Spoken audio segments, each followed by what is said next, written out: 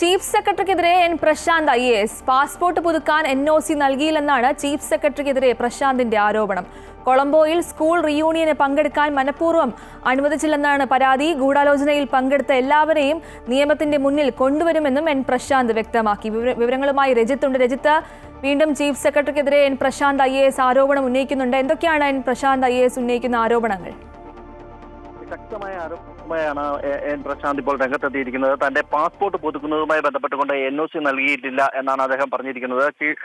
Chief സെക്രട്ടറിക്കെതിരെ ഇത്തരം ആരോപണങ്ങളുമായി നേരത്തെ മുമ്പും ഈ ചീഫ് സെക്രട്ടറിക്കെതിരെയുള്ള ആരോപണങ്ങളെ എൻ പ്രശാന്ത് രംഗത്തേക്ക് എത്തിയിരുന്നു. കൊളംബോയിൽ സ്കൂൾ റീയൂണിയനിൽ പങ്കെടുക്കാൻ ഉള്ള അനുമതിയാണ്, അല്ലെങ്കിൽ അതിനു വേണ്ടിയിട്ട് പാസ്പോർട്ട് പുതുക്കുന്നതിന് വേണ്ടിയിട്ടാണ് താൻ ബന്ധപ്പെട്ടിരുന്നത്. അതിന് ഒരു തരത്തിലുള്ള അനുമതിയും നൽകിയില്ല എന്ന കാര്യമാണ് അദ്ദേഹം പറയുന്നത്. ഒപ്പം തന്നെ സർക്കാർ ജീവനക്കാർക്ക് നിലവിൽ പാസ്പോർട്ട് പുതുക്കണമെങ്കിൽ NOC നിർബന്ധമാണ്. അത്തരത്തിലൊരു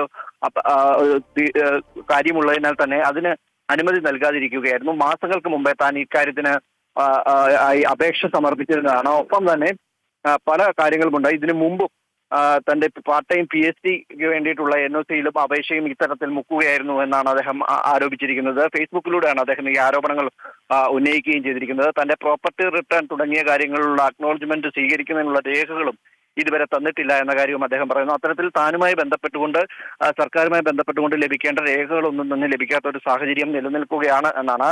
ഒപ്പം തന്നെ മറ്റ് വിവരാവകാശ പ്രകാരം താൻ ആവശ്യപ്പെടുന്ന കാര്യങ്ങളൊന്നും തന്നെ നൽകാൻ തയ്യാറാകുന്നില്ല. പല കാര്യങ്ങൾക്കായി 12ഓളം തവണ താൻ കത്തയക്കുകയും ചെയ്തിട്ടുണ്ട്.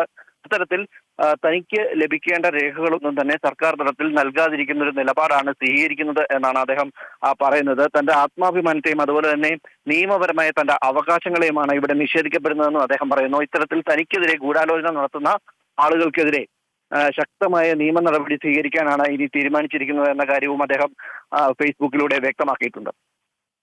ശരി, ചീഫ് സെക്രട്ടറിക്കെതിരെ എൻ പ്രശാന്ത് IAS പാസ്പോർട്ട് പുതുക്കാൻ NOC നൽകിയില്ലെന്നാണ് ചീഫ് സെക്രട്ടറിക്കെതിരെ പ്രശാന്തിന്റെ ആരോപണം.